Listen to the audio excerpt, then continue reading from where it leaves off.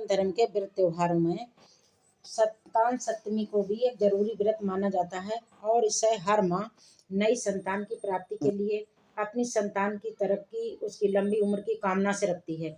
इस व्रत को हर वर्ष भाद्रपद महीने के शुक्ल पक्ष की सप्तमी तिथि को रखा जाता है। कई लोग इसे मुक्ताभरण व्रत और ललिता सप्तमी व्रत के नाम से भी जानते हैं।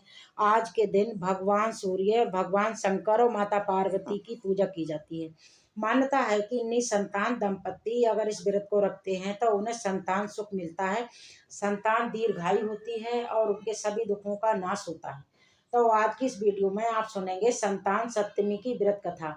आज के दिन सही महालक्ष्मी व्रत की शुरुआत हो जाती है। आर्थिक तंगियों से मुक्ति पाने के लिए या धन सुख समृद्धि की प्राप्ति के लिए महालक्ष्मी व्रत रखना बहुत लाभदायक होता है। इस व्रत से माँ लक्ष्मी बहुत जल्दी प्रसन्न होती हैं। संतान सप्तमी के दिन प्रातःकाल जल्दी उठकर स्नान आदि से निवृत्त होकर साफ स्वच्छ बर्तन धारण करें। फिर रसोई को साफ करके भोग के लिए खीर पूड़ी मालपुए बनाएं। फिर इसके बाद पूजन की तैयारी करें। पूजा के स्थान पर एक चौक बनाएं, उस पर भगवान शिव, माता पार्वती और सूर्य देव की प्रतिमा या तस्वीर की स्थापना करें। एक तांबे के कलश में जल भर के रखें, धूप दीप जलाएं। अब भगवान शिव और माता पार्वती की प्रतिमा को दूध और जल से स्नान कराएं। फिर प्रतिमाओं पर चंदन का लेप लगाएं या तिलक करें। इसके बाद अक्षत, फल, फूल, नारियल और सुपारी अर्पित करें। फिर संतान की रक्षा और सुरक्षा की कामना के लिए भगवान शिव को धागा बांध कर संतान सप्तमी व्रत रखने का संकल्प लें। पूजा के समय पूड़ी और मालपुए का भोग लगाएं।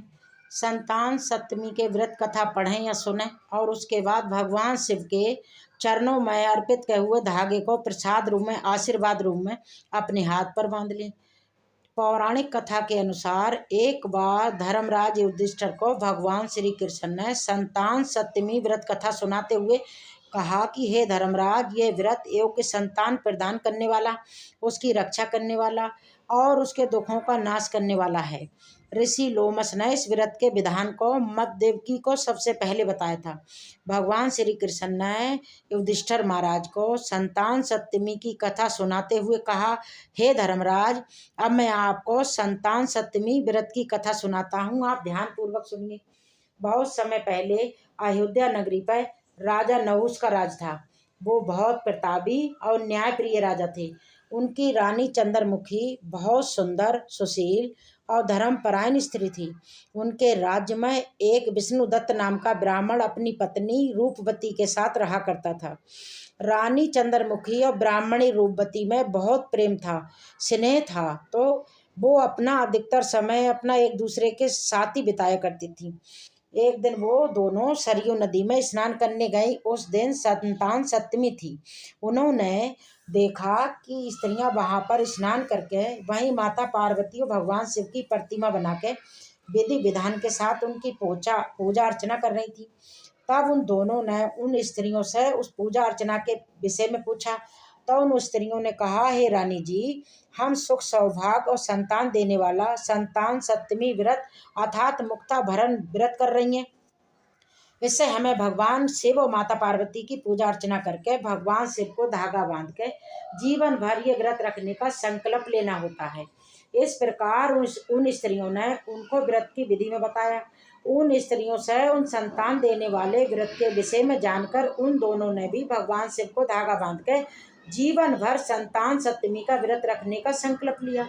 लेकिन दुर्भाग्यवश वो दोनों ही उस संकल्पित व्रत को रखना भूल गईं।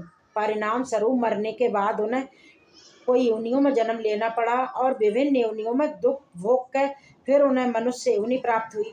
इस जन्म में रानी चंद्रमुखी ने राजकुमारी ईश्वरी के रूप में जन्म लिया और उनका विवाह मथुरा के राजा पृथ्वीनाथ के साथ हुआ।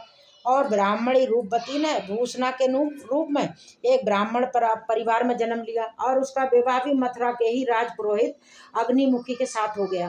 पूर्व जन्म की तरह इस जन्म में भी उन दोनों सखियों में बड़ा प्रेम था। पूर्व जन्म में संकल्पित व्रत न रखने के कारण इस जन्म में रानी को संतान सुख प्राप्त नहीं हो सका। उसने एक मूक बधिर बालक को जन्म दिया और वो भी कम उम्र में ही मृत्यु को प्राप्त हो गया। इस कारण वो बहुत दुखी रहने लगी।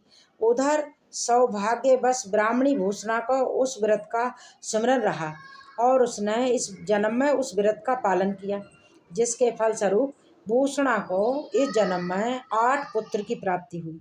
उसके पुत्र स्वस्थ होने के साथ साथ बहुत रूपवान और गुणवान थे। जब भूषणा को अपनी सखी रानी ईश्वरी के मुख बज पुत्र की मृत्यु का पता चला तो वो रानी को सहानुभूति देने के लिए उससे मिलने चली गई। पुत्र की मृत्यु के शोक के कारण रानी के हृदय में अपनी सहेली भूषणा के प्रति जलन उत्पन्न हो गई। रानी ईश्वरी ने भूषणा के पुत्रों को मारने की इच्छा से उन्हें एक दिन भोजन के लिए बुलाया और उन्हें भोजन में विष देकर मार देने का प्रयास किया, किंतु संतान सप्तमी व्रत के प्रभाव से भूषणा के पुत्रों पर उस विष का कोई भी प्रभाव नहीं हुआ। ये देख कर रानी ईश्वरी क्रोध और ईर्ष्या के मारे जल उठी।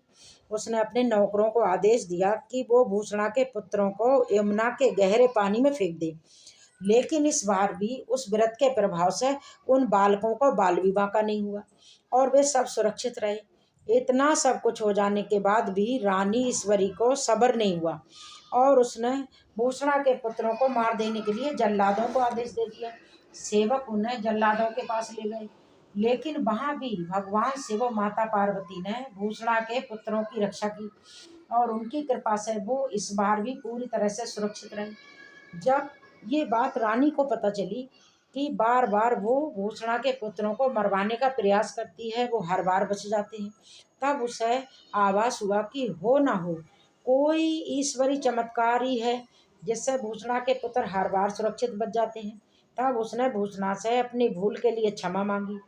रानी ने भूषणा को बताया कि उसने किस किस प्रकार से उसके पुत्रों को मारने का प्रयास किया, लेकिन उसके पुत्र हर बार बच जाते थे।